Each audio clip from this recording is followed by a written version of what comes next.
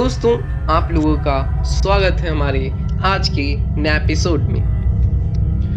क्या आपको पता है मृत्यु के बाद रात में दाह संस्कार क्यों नहीं किए जाते, या फिर क्या हो जब उसकी दाह संस्कार अधूरी रह जाए? दोस्तों, मृत्यु और दाह संस्कार के पूरे रहस्य आपको शायद ही पता होंगे, लेकिन आधी अधूरी के सच्चाई के साथ आपको YouTube पे बहुत सारी वीडियो मिल जाएंगी। दोस्तों, मृत्यु जिसे दुनिया का सबसे बड़ा सत्य कहा जाता है, जिसने भी जन्म लिया है उसे एक ना एक दिन मृत्यु अवश्य आती है। ये एक ऐसा सत्य है जिसे दुनिया की कोई ताकत ठुकरा नहीं सकती, चाहे दुनिया का सबसे अमीर आदमी हो या दुनिया का सबसे ताकतवर, या चाहे वो गरीब आदमी ही क्यों ना हो। एक ना एक दिन हर किसी को मृत्यु आती है।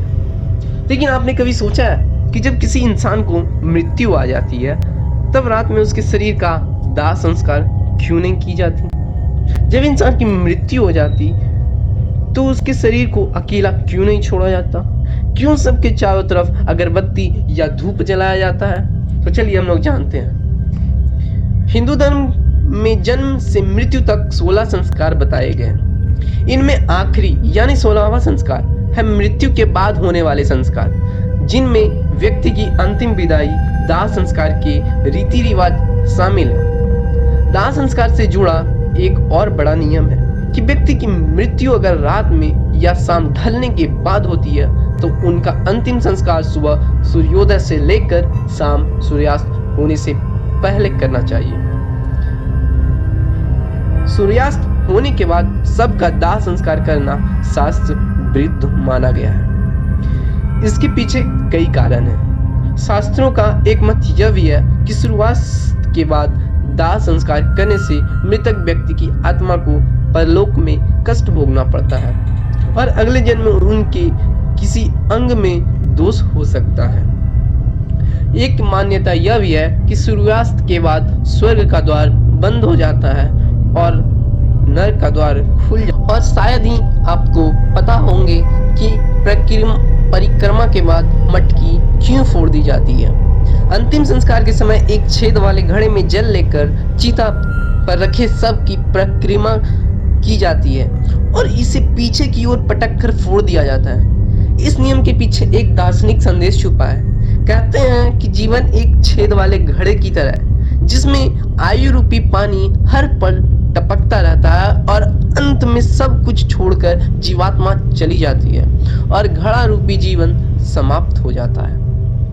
इस रीति के पीछे मरे हुए व्यक्ति की आत्मा और जीवित व्यक्ति दोनों एक दूसरे से मुंह भंग करने का भी उद्देश्य होता है।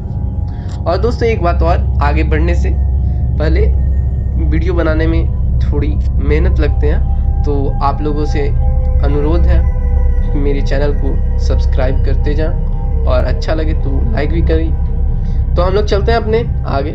सबको अकेला क्यों नहीं छोड़ा जाता?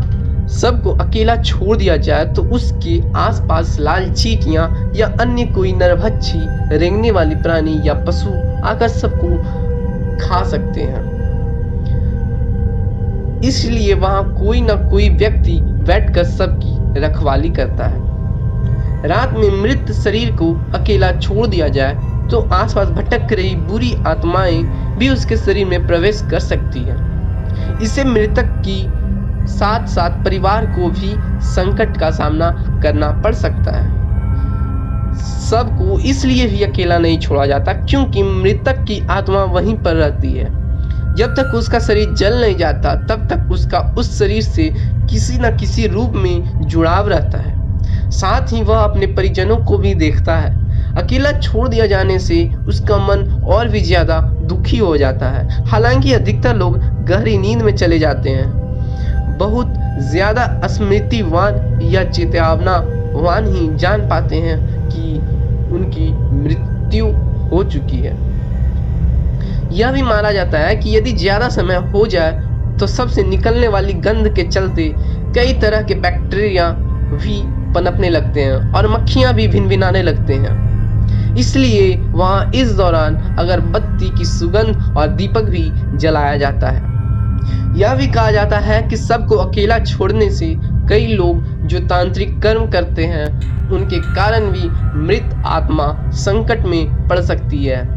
इसलिए भी कोई ना कोई सबकी रखवाली करता रहता है। सबके आसपास जगह को साफ सुथरा किया जाता है और धूप के साथ ही दीपक भी जलाया जाता है ताकि वहां दूर तक उजाला फैला रहे। इसका यह भी कारण है कि मृतक कहीं अधोगति में नहीं चला जाए, क्योंकि रात्रि के अंधकार में अधोगति वाले कीट पतंगी, रेंगने वाले जीव जंतु और निशाचर प्राणी ज्यादा सक्रिय रहते हैं। उस दौरान आत्मा यदि गहरी तंद्रा में है तो उसकी अधोगति में जाने की संभावना बढ़ जाती है।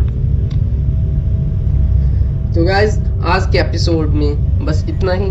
वीडियो अच्छा लगा हो तो प्लीज़ लाइक कीजिए और चैनल को सब्सक्राइब जरूर कीजिए कि आने वाले वीडियोस आप मिस ना करें। मैं हूं आपका दोस्त मजीदर, फिर से मिलते हैं एक नए एपिसोड के साथ। तब तक के लिए नमस्कार, जय हिंद, जय भारत।